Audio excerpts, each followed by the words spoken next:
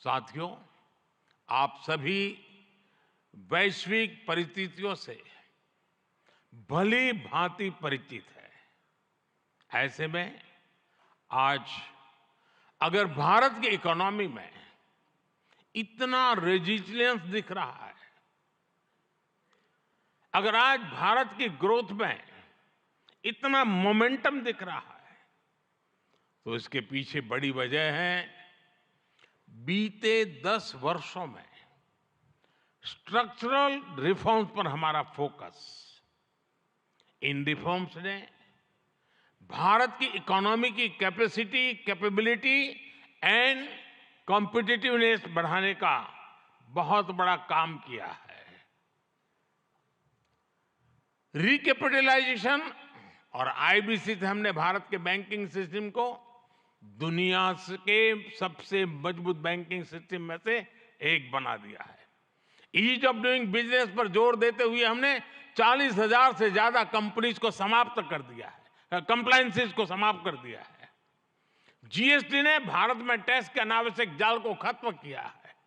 भारत में हमने global supply chain के डाइवर्सिफिकेशन के लिए बेहतर माहौल बनाया है।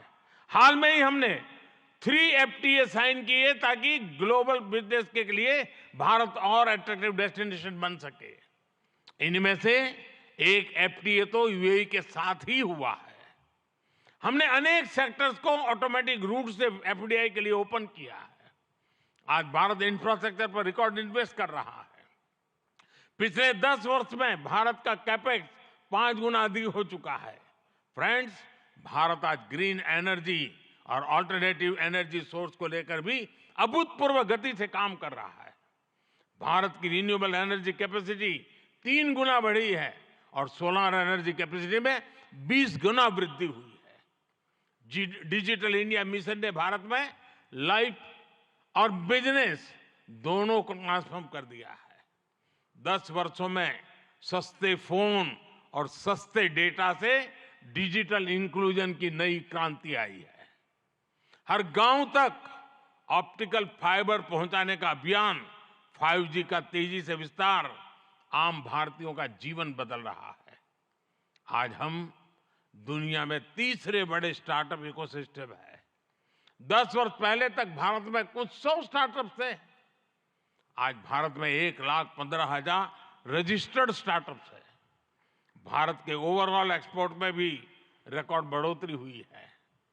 फ्रेंड्स, भारत में जो ये बदलाव आ रहा है, वो भारत के नागरिकों की ईज ऑफ लिविंग भी बढ़ा रहा है, उन्हें एम्पावर कर रहा है।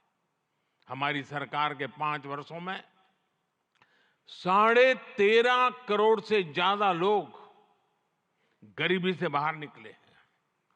भारत में मिडिल क्लास की एवरेज इनकम लगातार बढ़ रही है। भारत में फीमेल वर्कफोर्स के पार्टिसिपेशन में भी रिकॉर्ड वृद्धि हुई है। भारत के भविष्य के लिए ये बहुत अच्छी संकेत है और इसलिए मैं आप सभी का आह्वान करूंगा कि भारत की इस विकास यात्रा से जुड़िए, हमारे साथ चलिए।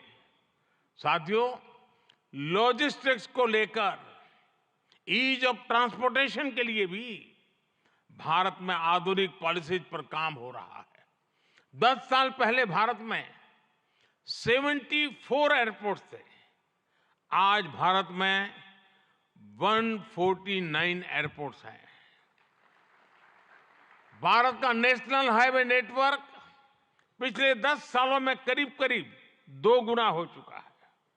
10 सालों में हमारा मेट्रो ट्रेन नेटवर्क 3 गुना से ज्यादा बढ़ चुका है। गुजरात हो, महाराष्ट्र हो या फिर हमारी ईस्टर्न कोस्ट लाइन हो, इनको आज डेडिकेटेड फ्रेट कॉरिडोर से जोड़ा जा रहा है। भारत में आज अनेक नेशनल वाटरवेज पर एक साथ काम चल रहा है। भारतीय पोर्ट्स का टर्न अराउंड टाइम आज बहुत कॉम्पिटिटिव हो गया है। G20 के दौरान जिस India middle east Europe economic corridor की घोषणा हुई है, वो भी आप सभी इन्वेस्टर्स के लिए बहुत बड़ी बिजनेस अपॉर्चुनिटी है।